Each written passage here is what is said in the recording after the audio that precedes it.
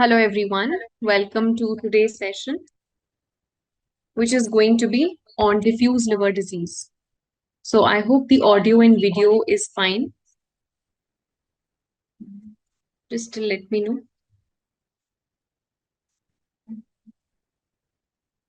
Should we start? Everything is fine?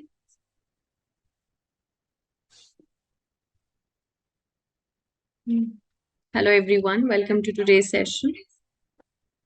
It's going to be about diffuse liver diseases, a spectrum which will involve starting from the basics like fatty liver to more voice is echoing.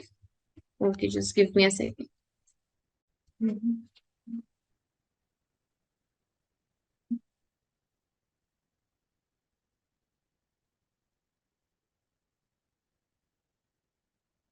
Okay, how is it now? Has the echo gone? Are we good?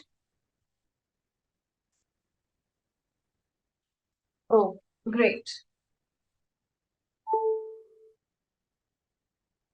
So it's going to be about diffuse liver diseases, a spectrum which will involve certain infections such as hepatitis, inflammation, some storage disorders, then your granulomatous diseases such as sarcoidosis, and of course, the most common, where radiology starts for every radiologist is the fatty liver, grade 1, 2, 3, so on and so forth.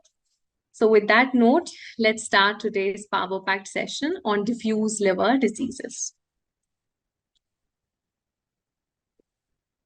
Okay, so what are we going to cover is different disease categories in short, which include storage disorders, vascular, as well as inflammatory. So storage disorders can be fatty liver, fat deposition, glycogen, and some other mucopolysaccharidosis also. Then vascular, there can be portal venous thrombosis, hepatic congestion, basically, but Chiari can also come in this category. And then inflammatory, such as viral hepatitis. So this is the disease category. And then imaging role, vital for diagnosis, staging, as well as guiding treatment. Okay, welcome everyone. Imaging modalities are going to include some role of ultrasound, apart from MDCT and MRI, which will help us for morphological visualization, and MRI can help us with functional assessment. So, MDCT, just an overview about the modality. We know there is going to be various slices depending on the institute. There is very good morphological assessment for diffuse liver diseases and also for picking up focal liver lesions. Limitations, the most important one is radiation exposure and the fact that if you need contrast, then the risk for contrast nephropathy is high. Emerging advances such as dual energy CT will also be discussing and throwing some light on this. Okay.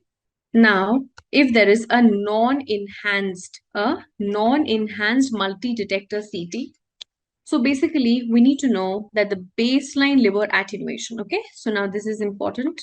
The baseline liver attenuation is going to be in the range of around 50 to 60 or 55 to 65 HU. Okay, so this is important. And if I ask you, what is the HU value, the average HU value for the spleen? Can you quickly help me with this? I want it to be a bit of interactive class. So not just didactic, me giving a lecture. I also want some active participation. So can you please tell me what is the HU value for spleen? For liver, it is like 50, 60, 65. So for spleen, how much is it? Yes, the more we participate, the more we remember later on also. Long term, if you want to remember more, then it's important to participate. What is right, what is wrong, I don't care. I don't know any one of you, personally. So just get out of that inhibition zone and just feel very free to participate and interact. Very good. So spleen, it is going to be around 40 to 50 HU. So if we have a difference between the liver and spleen attenuation values, it is anywhere around plus 10 or more than that.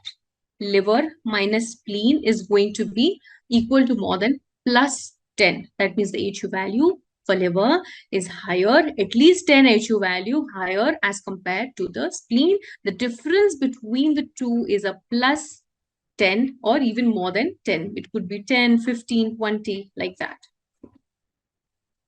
So the key indicators include calcifications in mucinous metastasis or echinococcus, that is your hydrated disease, hemorrhage identification, where is subcapsular or parenchymal hemorrhages, bile duct stones. So this is just an overview for various things that you can diagnose even on an NCCT. So you can be on the lookout for calcification, for hemorrhage, for some stones. However, for stones, the best modality is going to be ultrasound, and for lipid oil assessment. So if we have a post-TACE liver for lipid oil assessment, and NCCT is good to go. So for the first 6 months after TACE assessment, if anyone asks you, after the initial 6 weeks, for the initial 6 weeks, you can go for an NCCT. And after that, once it is greater than 6 weeks, then you can go for an MRI to look for the assessment, that is treatment response. So first 6 weeks, you can go for a CT.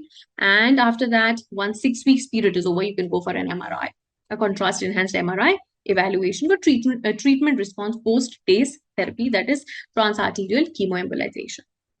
Now, technical details for the CT, all this is just a revision, right? We have been reading this time and again. So 64 into 15 mm collimation, 5 mm slice thickness for the liver you can keep. The kV tube voltage can be the range of 120, the MA can be 100 to 700, depending on the type of study that you're doing, and there can be automatic dose modulation also, which nowadays is a part of the mammography machines also, and this can be asked as a short note. Now, what are the advantages and challenges? Rapid and widely available without any contrast risk, that is an NCCT, but limited sensitivity for subtle parenchymal changes. Okay, now we come to contrast enhanced CT. So what are the various phases? This is a very quick revision: arterial, portovenous, and hepatic venous phase. So arterial phase, there is an early arterial and a late arterial. So early arterial is basically like an aortogram that you take at around 10 to 15 seconds. And the late arterial phase, which is like the bread and butter, the main arterial phase, that is going to be, so the early arterial is going to be around 10 to 15 seconds, and the late arterial is going to be how much? It's going to be around 35 seconds. Okay. The portovenous phase is going to be after that. So portovenous phase is going to be around 70 seconds. Now, portovenous phase is a phase for the liver parenchyma. So portovenous phase is the true phase for the liver, or for the liver parenchymal phase. Early arterial phase is like an aortogram. Late arterial phase can help you to identify any hypervascular lesions, any hyper-enhancing meds, and things like that. Okay, portovenous phase is a true phase.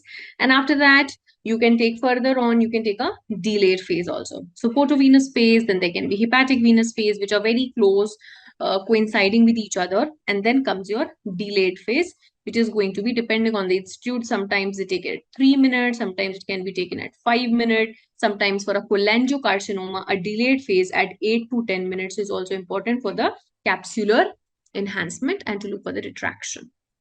Okay, so this is going to be the basic 3-phase or a 5-phase protocol, whatever you want. If it's a 3-phase, then you take the late arterial phase, portovenous phase, and a delayed phase. If it's a 5-phase, the early arterial, late arterial, portovenous phase, and you can take 2 times delayed phase. One is going to be the venous phase, and one is going to be a delayed phase at around 8 or 10 minutes.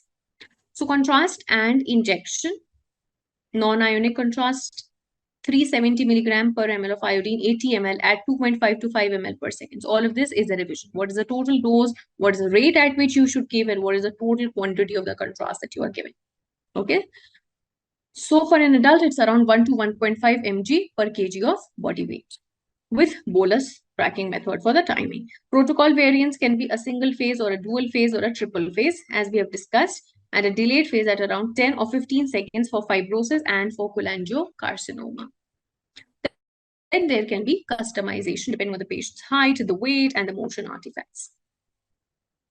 Okay, now there is some role of dual energy CT. So for the physics part of it and for the nuances, you have to go back to the dual energy CT, which is a part of your physics lecture, or can also be the recent advances section. But only the parts which are relevant to assessment of diffuse liver diseases are going to be catered in this lecture. Okay. So benefits, we know that there are 2 spectra, 2 photon energies we are going to use, 80 and 140. So 80 and 140 kVp we are going to use, we are going to exploit for this. So principle and benefits, the